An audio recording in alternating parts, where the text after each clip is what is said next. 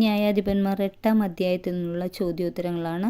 Video നിങ്ങൾക്ക് ഇഷ്ടമായാൽ like ചെയ്യാനും ഷെയർ ചെയ്യാനും അപ്ലോഡ് ചെയ്യുന്ന വീഡിയോസ് ഉടൻ തന്നെ നോട്ടിഫിക്കേഷനായി ലഭിക്കുന്നതിനായി ചാനൽ സബ്സ്ക്രൈബ് ചെയ്ത് സപ്പോർട്ട് ചെയ്യുകയും ചെയ്യണേ. മിദിയാനോട് യുദ്ധത്തിന് പോയപ്പോൾ ഞങ്ങളെ വിളിക്കാഞ്ഞതെന്ത് എന്ന് ഗിദെയോനെ കുറ്റപ്പെടുത്തിയതാര്? ഉത്തരം എഫ്രായിംകാർ. എഫ്രായിമിലെ എന്താണ് അബിയേസറിലെ മുന്തിരിക്കൊയ്ത്തിനേക്കാൾ എത്രയോ മെച്ചമാണ് എന്ന് ഗിദെയോൻ പറഞ്ഞത്? ഉത്തരം കാലാപെറുക്കൽ. ആരെ പിന്തുടർന്നാണ് ഗിദെയോനും അവനോടൊപ്പം ഉണ്ടായിരുന്നവരും ജോർദാൻ്റെ മറുകര കടന്നത്? ഉത്തരം ശത്രുക്കളെ. ശത്രുക്കളെ പിന്തുടർന്ന് ഗിദെയോനോടൊപ്പം ജോർദാൻ്റെ മറുകര കടന്നത് എത്ര പേരായിരുന്നു? ഉത്തരം 300 പേർ. ദയവായി എൻ്റെ അനുയായികൾക്ക് കുറച്ച് അപ്പം കൊടുക്കുവിൻ, അവർ ക്ഷീണിച്ചിരിക്കുന്നു എന്ന് ഗിദെയോൻ ആദ്യം എവിടുത്തെ ജനങ്ങളോടാണ് പറഞ്ഞത്? ഉത്തരം സുക്കോത്തിലെ. മിദിയാൻ രാജാക്കന്മാരായ ആരെയെല്ലാം താൻ പിന്തുടർന്ന് ആക്രമിക്കാൻ പോവുകയാണെന്നാണ് ഗിദെയോൻ സുക്കോത്തുകാരോട് പറഞ്ഞത്?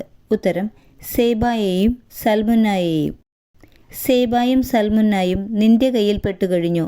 എന്തിന് നിന്റെ പട്ടാളത്തിന് ഞങ്ങൾ അപ്പം തരണം? ഇപ്രകാരം ചോദിച്ചതാര്? ഉത്തരം സുക്കോത്തിലെ പ്രമാണികൾ.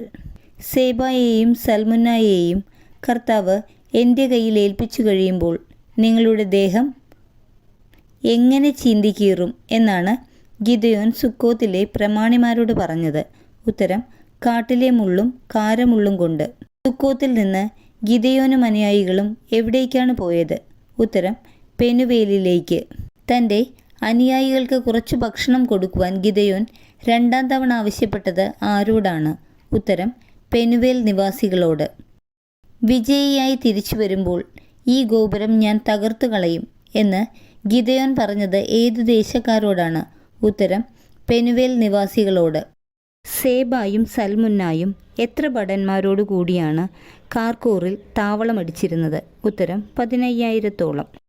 സേബായും സൽമുന്നായും 15,000-ഓളം ഭടന്മാരോടുകൂടെ എവിടെയാണ് താവളമടിച്ചിരുന്നത്? ഉത്തരം കാർക്കോറിൽ.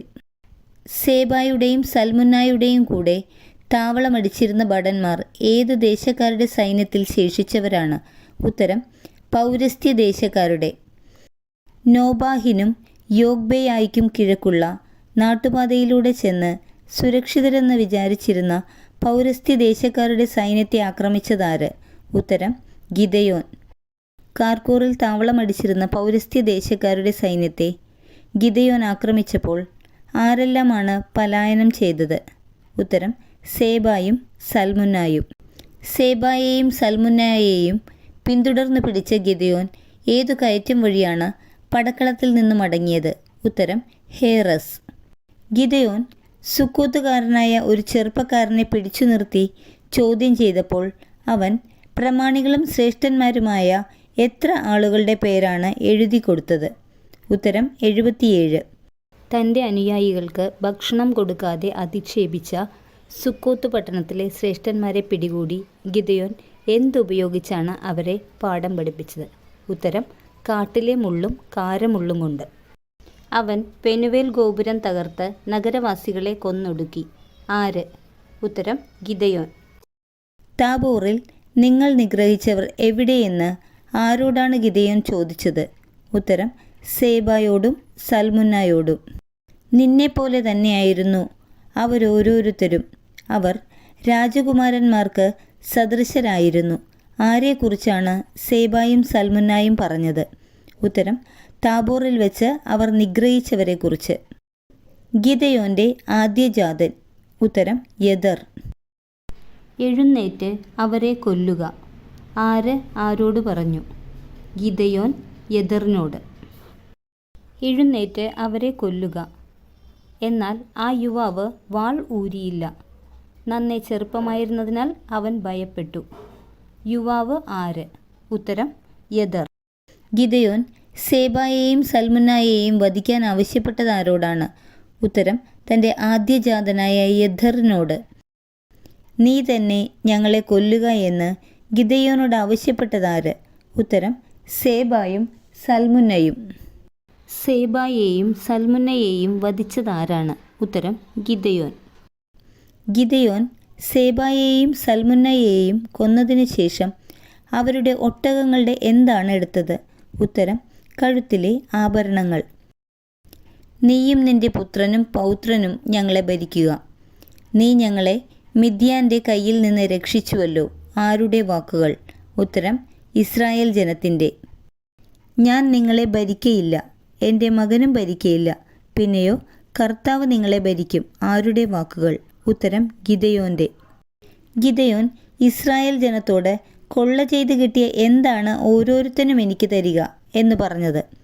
ഉത്തരം, കർണാഭരണങ്ങൾ. മിദ്യാൻകാർ ആരായിരുന്നതിനാലാണ് അവർക്ക് സ്വർണ്ണകുണ്ടലങ്ങൾ ഉണ്ടായിരുന്നതെന്നാണ് ഗിദെയോൻ പറഞ്ഞത്? ഉത്തരം, ഇസ്മായേല്യർ. കൊള്ള ചെയ്തപ്പോൾ കിട്ടിയ പൊൻകുണ്ടലങ്ങൾ ഗിദെയോൻ ആവശ്യപ്പെട്ട പ്രകാരം ഇസ്രായേല്യർ നൽകിയപ്പോൾ എത്ര തൂക്കം അവന് കിട്ടി? ഉത്തരം, 1700 ഷെക്കൽ. മിദ്യാൻ രാജാക്കന്മാരിൽ നിന്ന് കൊള്ള ചെയ്ത് കിട്ടിയ സ്വർണ്ണാഭരണങ്ങൾ ഉപയോഗിച്ച് ഗിദെയോൻ എന്താണ് നിർമ്മിച്ചത്? ഉത്തരം, എഫോദ്. മിദ്യാൻകാരിൽ നിന്ന് ലഭിച്ച സ്വർണ്ണാഭരണങ്ങൾ ഉപയോഗിച്ച് എഫോദ് നിർമ്മിച്ച ഗിദെയോൻ എവിടെയാണത് സ്ഥാപിച്ചത്? ഉത്തരം, തൻ്റെ പട്ടണമായ ഓഫ്രായിൽ. ഗിദെയോൻ്റെ കാലത്ത് എത്ര വർഷമാണ് ദേശത്ത് ശാന്തി ഉണ്ടായത്? ഉത്തരം, 40 വർഷം. അനേകം ഭാര്യമാരിലായി ഗിദെയോന് എത്ര പുത്രന്മാർ ഉണ്ടായിരുന്നു? ഉത്തരം, 70. ഗിദെയോന് ഷെക്കെമിലെ ഉപനാരിയിലുണ്ടായ പുത്രൻ? ഉത്തരം, അബീമലക്. ഗിദെയോനെ ആരുടെ കല്ലറയിലാണ് സംസ്കരിച്ചത്? ഉത്തരം, പിതാവായ യോവാഷിൻ്റെ. ഗിദെയോനെ ഏതു വംശജരുടെ ഓഫ്രായിലാണ് സംസ്കരിച്ചത്? ഉത്തരം, അബിയേസർ. ഗിദെയോൻ മരിച്ചയുടനെ ഇസ്രായേൽ ആരെയാണ് ആരാധിച്ചത്? ഉത്തരം, ബാൽദേവന്മാരെ.